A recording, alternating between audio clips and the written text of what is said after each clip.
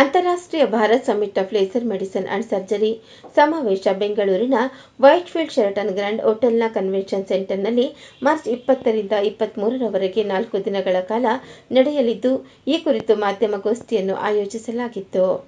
ಈ ಶೃಂಗ ಸಮಾವೇಶವನ್ನು ಭಾರೀ ಕೈಗಾರಿಕಾ ಸಚಿವ ಎಂ.ಬಿ. ಪಾಟೀಲ್ ಅವರು ಚಾಲನೆ ನೀಡಲಿದ್ದಾರೆ. ಇದರಲ್ಲಿ ವೈಜ್ಞಾನಿಕ ಅಧಿವೇಶನಗಳು, 3D ಕಾರ್ಯಾಗಾರಗಳು, ಚರ್ಚಾಗೋಷ್ಠಿಗಳು ಮತ್ತು ನಾವೀನ್ಯತೆ ಪೋಸ್ಟರ್ ಅಧಿವೇಶನಗಳನ್ನು ಆಯೋಜಿಸಲಾಗಿದೆ. ಈ ಸುದ್ದಿಗೋಷ್ಠಿಯಲ್ಲಿ ಸಂಸ್ಥೆಯ ಪ್ರಧಾನ ಕಾರ್ಯದರ್ಶಿ ಡಾ. ಬಿ.ಎಸ್. ಚಂದ್ರಶೇಖರ್, ಸಂಘಟನಾ ಅಧ್ಯಕ್ಷರಾದ ಪ್ರೊಫೆಸರ್ ಅರುಣಾ ಸಿ. ಇನಾಮದಾರ, ಸಂಘಟನಾ ಸಹ ಅಧ್ಯಕ್ಷರಾದ ಡಾ. ಟಿ. ಸಲೀಂ, ಡಾ. ಸಂಜೀವ್ ಜೆ. ಔರಂಗಾಬಾದ್ಕರ್, ಡಾ. ರಾಜೇಂದ್ರ ಎಸ್.ಸಿ., ಡಾ. ಶೆಹನಾಜ್ ಆರ್ಸಿವಾಲಾ, ಡಾ. ಸ್ವಪ್ನಿಲ್ ಚಾ, ಡಾ. ಸಿ. ಮಧುರಾ, ಡಾ. ಚೈತ್ರಾ ಶೆಣೈ, ಡಾ. ಮಂಜುಳಾ, ಡಾ. ಗಿರೀಶ್ ಎಂ.ಎಸ್. ಮತ್ತಿತರರು ಉಪಸ್ಥಿತರಿದ್ದರು.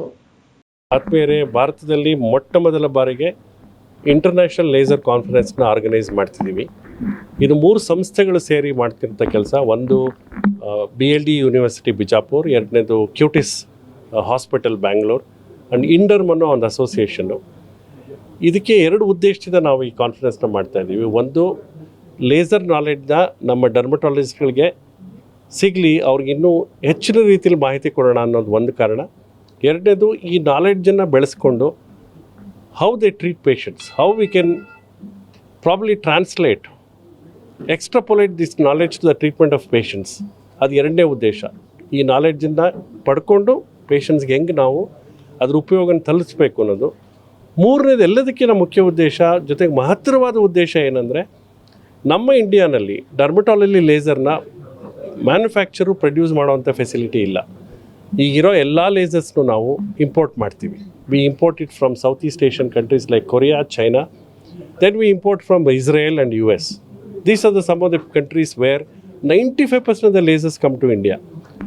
ನಿಮಗೆ ಗೊತ್ತಿದೆ, ಒಂದು ಸಲ ಇಂಪೋರ್ಟ್ ಮಾಡಿದಾಗ ಅದಕ್ಕೆ ಇಂಪೋರ್ಟ್ ಡ್ಯೂಟಿಂತ 37% ಬೀಳುತ್ತೆ. ಅಷ್ಟು ಕಾಸ್ಟನ್ನು ಭಾರತದ ಡಾಕ್ಟ್ರುಗಳೇ ಹೊರಬೇಕು. ಸೊ ಇದು ಹೋಗಲಿ, ನಮ್ಮಲ್ಲಿ ಇಷ್ಟೆಲ್ಲ ಒಂದು ನಾಲೆಡ್ಜ್ ಇದೆ, ಇಷ್ಟೆಲ್ಲ IT ಹಬ್ ಅಂತ ಹೇಳ್ಕೊಳ್ತೀವಿ ಬೆಂಗಳೂರನ್ನ.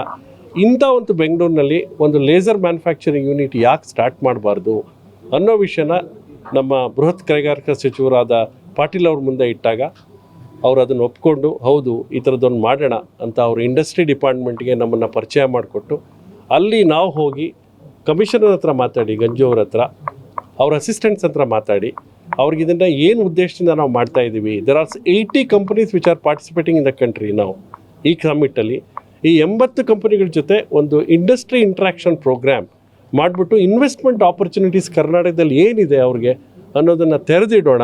ಅವ್ರು ಅದನ್ನು ಗಮನಿಸಲಿ, ಅದನ್ನು ಅಡಾಪ್ಟ್ ಮಾಡಿಕೊಂಡು ಒಂದು ಲೇಸರ್ ಮ್ಯಾನುಫ್ಯಾಕ್ಚರಿಂಗ್ ಇಂಡಸ್ಟ್ರಿನ ಬೆಂಗಳೂರಲ್ಲೇ ಯಾಕೆ ಸ್ಟಾರ್ಟ್ ಮಾಡಬಾರ್ದು. ಯಾಕೆಂದರೆ ನಮ್ಮ ರಾಜೇಂದ್ರನ್ ಸರ್ ಹೇಳ್ತಾಯಿದ್ರು ಆವಾಗಲೇ, IT ಹಬ್ ಅಂತ ಬೆಂಗಳೂರಿದೆ, why can't Bengaluru be a laser hub. ಆ ಉದ್ದೇಶ ಸಫಲ ಆಗಲಿ ಅಂತ ನಾವು ಎಂ.ಬಿ. ಪಾಟೀಲ್ ಸಾಹೇಬ್ರನ್ನ ಕರೆದಿದ್ದೀವಿ ಇನಾಗ್ರೇಷನ್ಗೆ. ಅದು ಆ ಒಂದು ನಿಟ್ಟಿನಲ್ಲಿ ನಮ್ಮ ಪ್ರಯತ್ನ ಸಫಲ ಆಗುತ್ತೋ ಅನ್ನೋ ನನ್ನ ನಂಬಿಕೆ ಇದೆ. ಇದು ಸಫಲತೆಗೆ ನಿಮ್ಮ ಸಹಕಾರ ತುಂಬ ಮುಖ್ಯ. ಮೀಡಿಯಾ ಮಿತ್ರರು ಎಷ್ಟರ ಮಟ್ಟಿಗೆ ನಮಗೆ ಒಂದು ಕವರೇಜ್ ಕೊಡ್ತೀರಾ, ಅಷ್ಟರ ಮಟ್ಟಿಗೆ ಅದು ಜನಗಳನ್ನ ತಲುಪುತ್ತೆ, ಆಡಳಿತ ವರ್ಗನ ತಲುಪುತ್ತೆ. ನಾವೇನು ಡಿಫಿಷಿಯನ್ಸಿ ನಮ್ಮ ದೇಶದಲ್ಲಿ ಇದೆ, ನಾವು ನೋಡ್ತಾ ಇದ್ದೀವಿ ಅನ್ನೋದು ತಲುಪುತ್ತೆ ಅವ್ರಿಗೆ, ಆಡಳಿತ ವರ್ಗಕ್ಕೆ. ಅದರಿಂದ ನಮ್ಗೆ ಉಪಯೋಗ ಆಗುತ್ತೆ ಅನ್ನೋ ದೃಷ್ಟಿಯಿಂದ ಈ ಒಂದು ಕಾನ್ಫರೆನ್ಸ್ನ ಮಾಡ್ತಾಯಿದ್ದೀವಿ.